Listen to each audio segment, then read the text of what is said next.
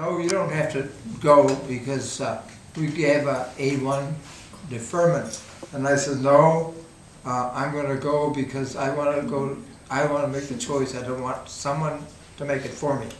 And the reason I went into the Navy was my Uncle Tom was in the British Army, and he was a merchant seaman, but they put him into the regiment in the town, which was very popular in Scotland.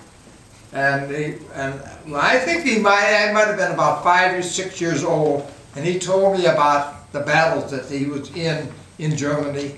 And he told me that if you're in this aboard ship, you get a cream bunk to sleep in, you get 3 meals a day, and if you gotta swim, everybody swims. But that's why I went to the Navy. I left Pittsburgh and went to Newport, Rhode Island for our for my boot camp. At the time we went, there was a huge influx of recruits, and they didn't have really the space for them at that time. And then they put them in the open barracks, and they strung up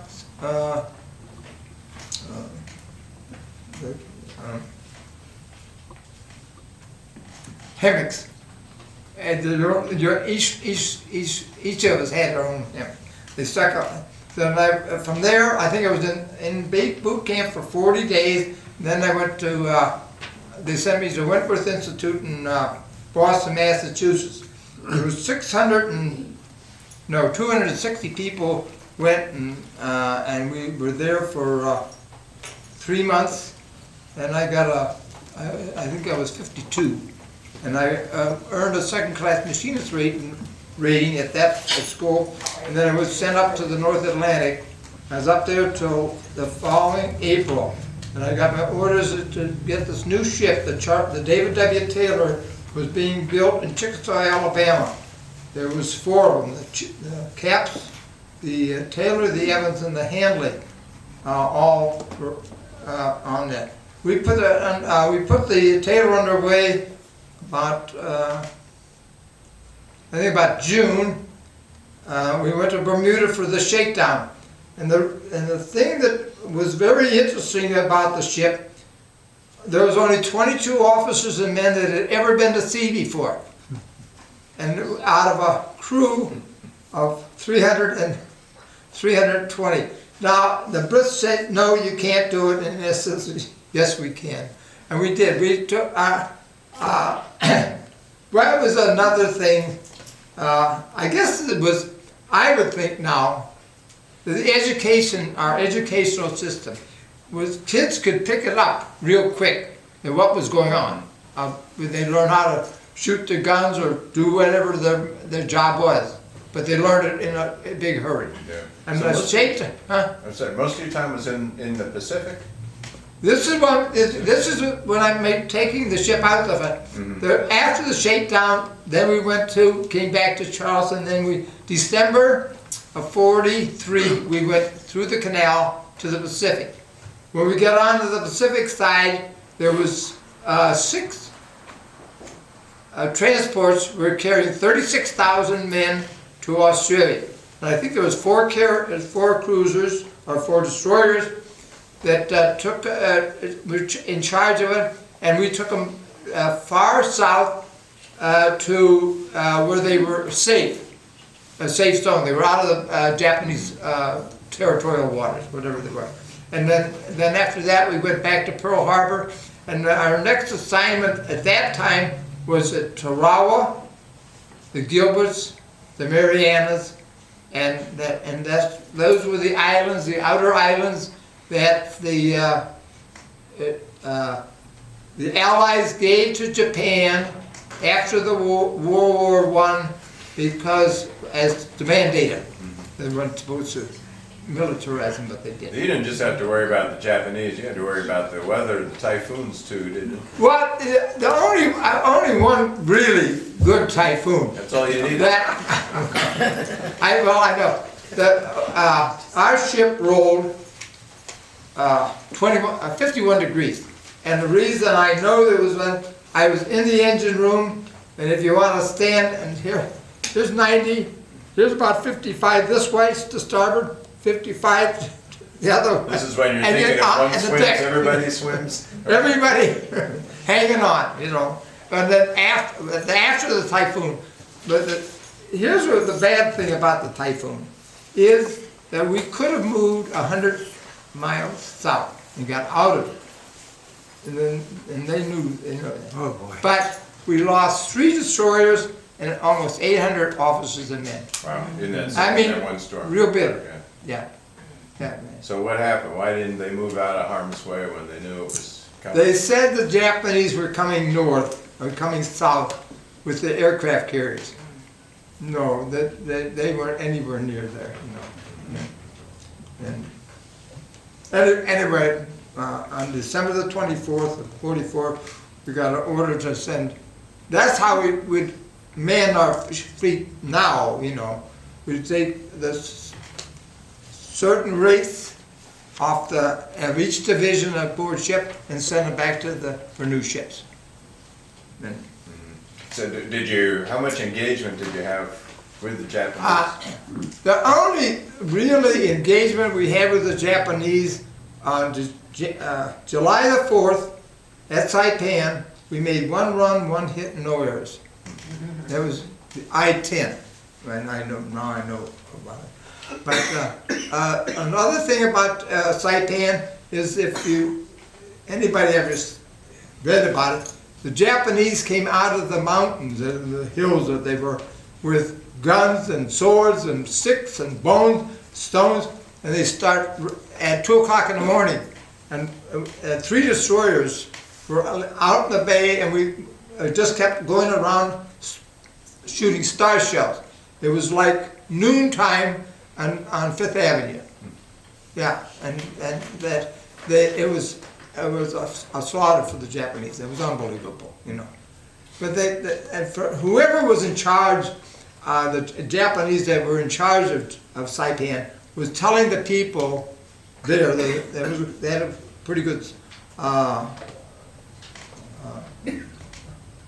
number of people, families there. They were jumping off the cliffs with their babies and the children, drowning themselves. Yeah.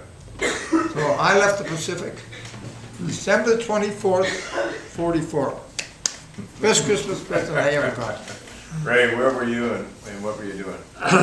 I enlisted in the Marine Corps shortly after my 19th birthday in February 1943. And after boot camp, I was assigned to Camp Elliott outside of San Diego. During 1942, the Marine Corps determined that tactical radio intelligence was required for the use by its amphibious forces in the Pacific. It would be a platoon strength, and it would be part of the division and corporate signal battalions. We had high-speed radio interceptors that were capable of taking Japanese code, which are dits and das on high frequencies, and we had radio men, we had telephone men. So this is the Japanese code. That's the That's the Japanese code. Japanese code, yeah. And we would code that, whatever we took, we would code that and send that back to FRUPAC, which was Fleet Radio Unit Pacific, for their possible decoding as far as use is concerned. We trained with the Navy. We left San Diego, we went to the Hawaiian Islands, worked with the Navy, and then we moved on down to the Kwajalein Atoll, where also there was a Navy station. And we operated there until, I think it was December 1944, and they flew us back to the Hawaiian Islands to get our equipment, which was a 5-ton truck, a 4-wheel Jeep, and all our radio directional finding equipments, receiving, Underwood code machines. We got on board a ship and we sailed down to Guadalcanal, where we joined a task force. That task force was destined for Okinawa. Well, on our way, this was in the spring of 1945, the Marines went into Iwo Jima, which was probably, other than Guadalcanal, one of the biggest bloodbaths that they incurred. They had 70,000 Marines go in there, and they incurred 6,800 casualties. And that was, after that was secured, we landed on Okinawa, and of course, outside of Okinawa, and we were waiting to go in. We had the pleasure of having kamikaze planes, which are Japanese that are destined to go in and just blow themselves up and hopefully get a ship with troops on. And Ernie Pyle, one of the old writers, was on one of those that got bombed on Okinawa. Well, we went in on the second day, and our operation was actually a day behind the lines. The Marines took the north section of Okinawa. The Army was to take the south. However, the Marines went through quickly up north, and all the concentration was to the south. And we were called down to participate in the south until it was over. In July of that year, we went to Guam. And while we were on Guam, it was the idea that they were going to mass forces together and go into Japan, having secured Iwo Jima and some of the other islands. And then Truman had the bombs dropped, and they eventually surrendered. We thought we were coming home. No, they decided that they needed some communication groups in China. So we sailed in North China in the fall of 1945, and we went into northern China in the North Sea area. We disembarked there, and we went up the ways to a town called Tientsin, and we operated there. We've got some pictures here if anybody's interested. Quite primitive. There was a university there, and there were a lot of Japanese in China at the time, and Chiang Kai-shek wanted them out of there. Well, Madam Chiang Kai-shek was trying to make it comfortable for some of the veterans there, so she was sponsoring 2 or 3 day trips up into Peking, which is now Beijing. And another lad from Chicago and I were able to take the trip up. We took the train up, and while on the train, we knew that the Chinese had communists in the field shooting down on the Japanese at that time, on the Chinese nationalists at that time. But we went into Peking. We got to see the Forbidden City, wow. Tiananmen Square, and all the things around there. And we thought we're there, we might as well take advantage of. I'm not going to go back to China. Did you thought with BJ there that you were going home? Were you disappointed that you're? Well, at 21, 22 years old, I just wanted to live it day by day, and enjoy life. You know. So when you were you involved directly with decoding, with working on? More so with the transmittal of it than the decoding. Mm-hmm. Our high-speed operators were the ones that trained outside of Seattle with the Navy and learned to take that down at high speed. They were very, very smart guys. And then I guess it was in February 1946, they put us on a ship and gave us a 10-day ride back to San Diego, and at that time they put on a train back to Chicago, back to Great Lakes, and mustered out there, went through physical and stuff, and wanted to know if I wanted to sign over, and I said, well, I'll think it over, I'll let you know later. I had been gone 3 years and had not been gone home, so I figured that was it, but That was one of the big Tribune scoops during the war was that the U.S. had broken the Japanese code. I think right after Midway that we reported, and the president wasn't very happy because they wanted to charge Colonel McCormick with treason. Putting the news out.